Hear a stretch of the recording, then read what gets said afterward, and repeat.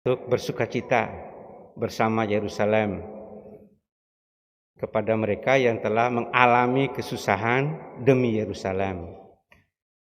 Rumusan lainnya atau kata-kata lain, ajakan kepada mereka yang telah bersusah payah karena Yerusalem.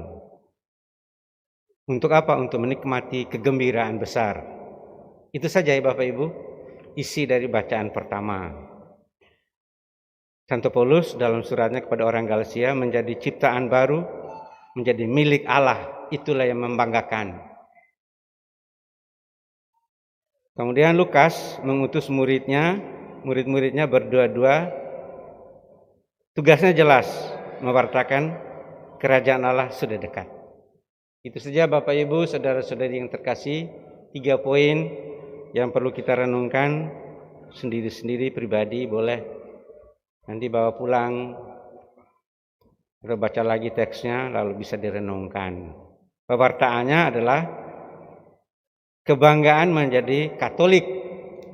Isi pewartaan hari ini adalah kita bangga menjadi orang Katolik. Paulus itu bermegah dalam salib Tuhan kita Yesus Kristus. Bapak Ibu, saudara-saudari yang terkasih, renungannya begini. Bacaan Santo Lukas tadi dalam Injilnya itu kita lihat ada beberapa syarat dalam perutusannya itu. Apa? Aku mengutus kamu seperti anak domba ke tengah-tengah serigala. Jadi kamu berdua-dua, Bapak dan Ibu. Jadi ini cocok ya, keluarga-keluarga ini jadi utusan Tuhan. Kontekstual ini. Lalu syaratnya, isi pewartaannya dulu. Pewartaannya itu adalah kerajaan Allah sudah dekat, yang kita mau sampaikan kepada dunia. Dunia itu siapa? Dunia itu lingkungan kita.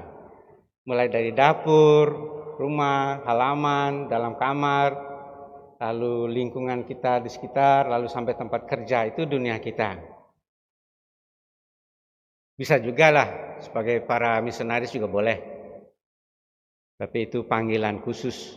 Kalau kita ini berdua-dua, menurut pandangan saya ya Bapak dan Ibu, isinya pewartaannya itu kerajaan Allah sudah dekat. Apa itu?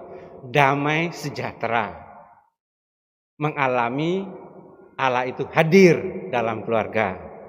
Tetapi syarat-syaratnya tadi ini. Apa? Jangan membawa pundi-pundi atau bekal atau kasut, dan jangan memberi salam kepada siapapun selama dalam perjalanan. Apa maksudnya ini? Bapak Ibu, saudara-saudari yang terkasih, saya mengilustrasikan begini. Ada anak sedinar saya namanya Joni atau Alfred gitu. Ibunya itu sering kirim makanan ke pastoran gitu. Ketika dia bawa kolak. Nah ini bawa kolak ke rumah Alex gitu. Bawa kolak mungkin dari akun tetangga sini saja. Bawa kolak, tapi di situ ada ini anak-anak kompleks Brigif 3 itu layang-layangan. Pas layangan itu dia taruh kolak itu, taruh kolak di pinggir pancing itu pinggir. Lalu main layang-layangan dulu. Selesai layangan ada bola kaki lagi, bola plastik main. Baru itu kolaknya sudah dimakan anjing. Akhirnya tidak sampai di pastoran. Ibunya tanya, "Mana kamu ini?" "Aduh, tidak sampai." "Romo, kolaknya enak ya kemarin." "Kolak apa?" "Anak mora teko." Kira-kira demikianlah. Kira-kira demikian tugas kita tuh begitu. Kadang-kadang kita tuh salaman dulu dengan orang-orang, salam ngalor ngidul kemana-mana ngobrol, tugas utama lali. Tugas perutusan kita sebagai orang Katolik itu sudah lupa gitu loh.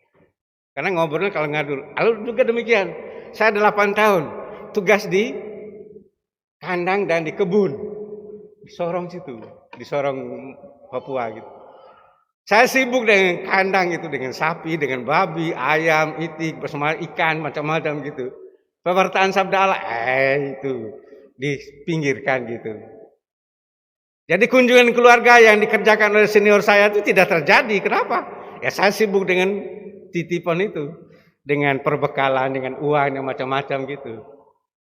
Sehingga ini demikian Bapak Ibu saudara-saudara terkasih, kita kadang-kadang hal-hal yang kita disuruh untuk pergi itu tidak bisa, jadi karena kita sudah sibuk. Lalu bagaimana kalau kami Romo ini sibuk sekali ini? Kau pura-pura pura-pura sibuk. Padahal tidak sibuk juga po. Tapi menurut saya gini, renungan kita itu kita misalnya kita selalu konsentrasi pada sukacita gitu loh. Nah, karena itu mulai dari diri kita, perlu hati kita itu damai, sukacita. Sehingga sukacita itu ada ditularkan. Kalau kita pakai masker ditutup, nanti kita menularkan pada orang lain. Tapi ini menularkan hal baik itu. Tertawa itu, kalau ibu itu tertawa kepada anaknya, bapaknya dengar, itu melungguyu deh. Ini hal sepele. Di kebaikan itu bisa ditularkan kebaikan. Nah, kita mulai dari keluarga-keluarga kita, lingkungan-lingkungan kita, supaya kita tertuju pada damai sejahtera itu. Kerajaan Allah yang sudah ada dalam hati kita, dalam keluarga kita, dalam lingkungan kita. Sehingga damai itu sungguh-sungguh ada. Kerajaan Allah sungguh-sungguh dialami sekarang ini dan di sini. Kira-kira demikian ya Bapak Ibu, nanti pulang dari gereja ini membawa sukacita. Bukan membawa, sebenarnya sukacita itu sudah ada dalam hati kita, sehingga kita tinggal merenungkan saja, melihat, oh selama ini Allah sungguh-sungguh menyertai saya, lalu saya mengalami sukacita, walaupun masih utang belum bayar gitu loh. Walaupun cicilan rumah belum selesai. Ya toh, atau mungkin yang lain-lain masih ada, belum punya pekerjaan gitu.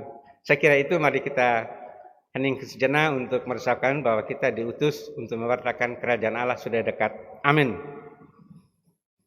Mari kita berdiri, mengucapkan syahadat bersama-sama. Aku percayakan Allah, Bapa yang Maha Kuasa, kita